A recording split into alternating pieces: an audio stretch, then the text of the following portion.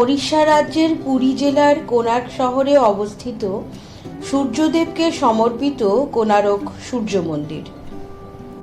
নমস্কার, সৃষ্টি ক্রিয়েশনস এর আরেকটি নতুন ব্লগে সকলকে স্বাগত জানাই। আমরা আজ এসেছি পুরীতে। আজকে পুরীতে আমাদের প্রথম দিন। আজ সকালে আমরা ট্রেনে পুরীতে পৌঁছেছি। আমরা সকালে ডে সুইটসে আমরা চেক ইন করে ব্রেকফাস্ট করে ফ্রেশ হয়ে এখন আমাদের বেরিয়ে পড়ার পালা। আমরা এখন বেড়াতে যাব। এখন প্রথমেই আমরা যাচ্ছি আজ সান টেম্পল, কোণার্ক সান থেকে টেম্পল। কোণারক সূর্য মন্দির পর্যন্ত আসার রাস্তাটি ভীষণ সুন্দর। আমরা পৌঁছে গিয়েছি কোণারক সূর্য মন্দিরে।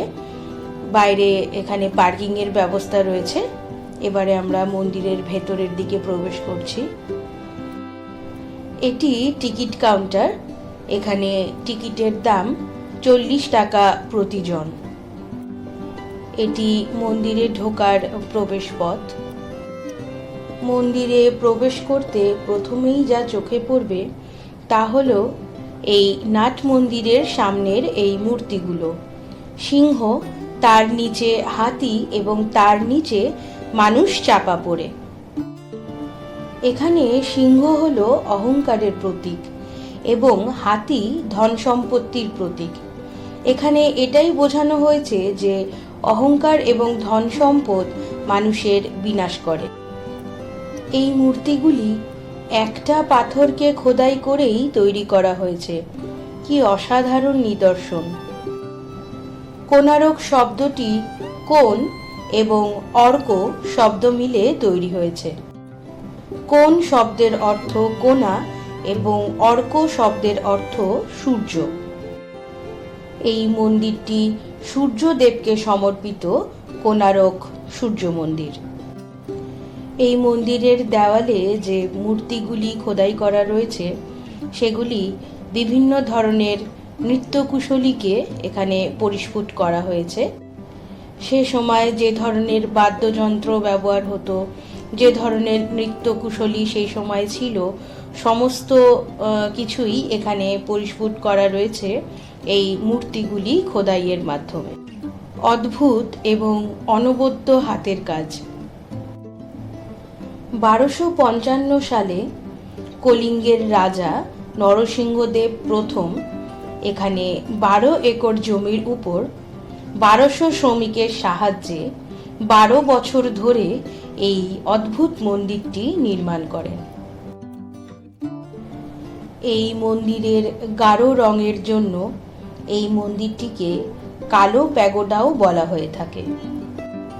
শুধু নৃত্যের কুশলী নয়, সে যুগের তৎকালীন মহিলাদের অবস্থা, মহিলারা যেভাবে সাজগোজ করতেন, বিভিন্ন রকমভাবে যেভাবে জীবনযাপন করতেন, সেগুলিকেও এই মূর্তির মাধ্যমে পরিস্ফুট করা হয়েছে এবং সম্পূর্ণ কারুকার্যগুলোই করা হয়েছে ছেনি ও হাতুড়ির সাহায্যে। কি অসাধারণ এবং অনবদ্য ওনাদের হাতের কাজ ছিল! এই মন্দিরটি একটি রথের আদলে তৈরি এবং এই রথে মোট 12 জোড়া চাকা অর্থাৎ 24টি চাকা রয়েছে এবং একটি চাকার ডায়ামিটার প্রায় 3 মিটার করে। এই চাকাগুলি মন্দিরের মুখ্য আকর্ষণের মধ্যে অন্যতম, কারণ এই চাকাগুলি সময় নির্ধারণ করতে পারে। তাই একে সূর্যঘড়িও বলা হয়। জ্যোতির্বিজ্ঞানের জন্য এই মন্দিরটি একটি দারুণ নিদর্শন। রথের যে চারপাশে 24টি চাকা রয়েছে সেগুলি কিন্তু ক্যালেন্ডারকে রিপ্রেজেন্ট করে এবং এই চাকাগুলিকে দেখে নাকি দিনক্ষণ তিথি ইত্যাদি নির্ধারণ করা যায়। আপনারা এই মন্দিরে বেড়াতে এলে অবশ্যই একজন গাইডকে সঙ্গে নেবেন। ওনারাই আপনাদের ভালো করে বুঝিয়ে দেবেন যে এই চাকাগুলি দেখে কিভাবে দিনক্ষণ তিথি ইত্যাদি নির্ধারণ করা যায়। এই মন্দিরটিকে পূর্ব দিকে এমনভাবে বানানো হয়েছে যে সূর্যের প্রথম কিরণ এই মন্দিরের গর্ভগৃহের ওপর এসে পড়ে এবং সারা বছরের 365 দিনই সূর্যের প্রথম কিরণ এই মন্দিরের গর্ভগৃহের সামনে এসে পড়ে।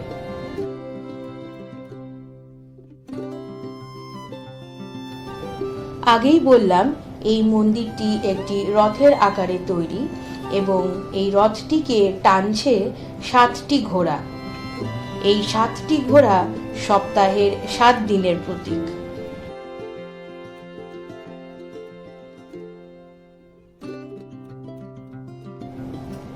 এটা মানা হয় যে এই মন্দিরের নির্মাণ হয়েছিল সমুদ্রের কিনারে, কিন্তু গত 8 শতাব্দীতে সমুদ্র এই মন্দির থেকে অনেকটাই দূরে চলে যায়।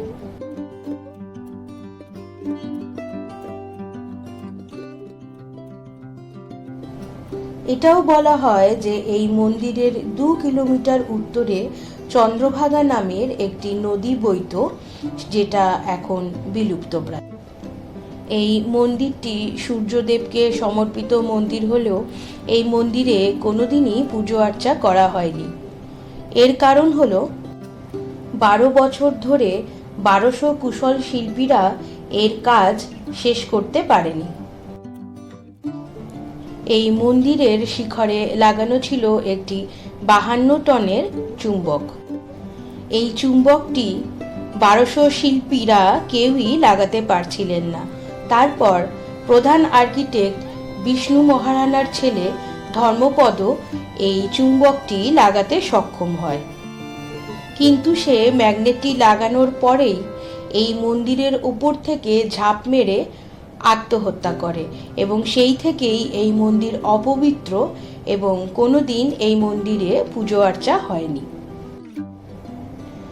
এই মন্দিরের পাথরগুলো একে অপরের সঙ্গে জোড়া দেওয়ার জন্য এখানে লোহার চাদর ও চুম্বক ব্যবহার করা হয় এবং এই মুখ্য মন্দিরের শিখরে যে 52 টনের চুম্বকটি লাগানো ছিল, এই বিভিন্ন চুম্বকের প্রভাবের ফলে এই মন্দিরের সূর্য মূর্তিটি হাওয়ায় ভাসমান ছিল। বলা হয় পর্তুগিজ নাবিকেরা এই চুম্বকটিকে খুলে নিয়ে যায়, কারণ এই চুম্বকটির কারণে তাদের নৌকো চালাতে অসুবিধে হতো। তারা যে কম্পাস ব্যবহার করতেন তাতে দিকভ্রম হতো। ওপরে যে মূর্তিটি দেখতে পাচ্ছেন সেটি একটি সূর্য মূর্তি। এরকম আরো 4টি মূর্তি এখানে রয়েছে। আপনারা দেখতে পেলেন এই মন্দিরের বিভিন্ন জায়গা ধ্বংসাবশেষ হয়ে পড়ে আছে, বিভিন্ন জায়গা প্রায় ধ্বংস হয়ে গিয়েছে। তার মুখ্য কিছু কারণ রয়েছে এবং সেটাতে বহু কন্ট্রোভার্সিও রয়েছে। প্রধান ও মুখ্য কারণ যেটিকে ধরা হয় সেটা হলো 1565 থেকে 70 সাল নাগাদ কালা পাহাড়ের আক্রমণে এই মন্দির ধ্বংস হয়। এছাড়াও 1500 থেকে 1700 শতকে অনেক রাজারাই এই মন্দিরকে আক্রমণ করেন এবং ধ্বংস করার চেষ্টা করেন।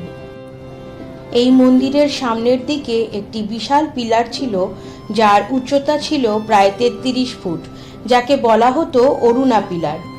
1800 শতকের মাঝামাঝি সময় একজন মারাঠা পণ্ডিত, যার নাম ছিল গোসাই, উনি এই পিলারটিকে তুলে পুরীর মন্দিরে স্থাপন করেছিলেন। এই মন্দিরটিকে 1984 সালে ইউনেস্কোর তরফ থেকে ওয়ার্ল্ড হেরিটেজ সাইট হিসেবে ডিক্লেয়ার করা হয়েছে। এই মন্দিরটির ব্যাপারে রবীন্দ্রনাথ ঠাকুর বলেছেন, "Here the language of stone surpasses the language of man." সত্যি এখানে এসে এই কথাটি একেবারে সঠিক মনে হচ্ছে। এই মন্দিরের প্রতিটি পাথরে খোদাই করা রয়েছে মানুষের জীবনযাত্রা। আমরা এতক্ষণ কোণার্ক মন্দির ঘুরে দেখলাম, বিভিন্ন রকমের তথ্য এখান থেকে জানলাম। এখানে আপনারা আসলে অবশ্যই একজন গাইডকে সঙ্গে নেবেন, ওনারা আপনাদের খুব সুন্দর করে পুরো জায়গাটি ঘুরে দেখাবে। আমার এই ব্লগটি আজকে আমি এখানেই শেষ করছি। আমরা প্রচণ্ড ক্লান্ত হয়ে গিয়েছি। আমার ভিডিওটি ভালো লাগলে অবশ্যই লাইক করে দেবেন।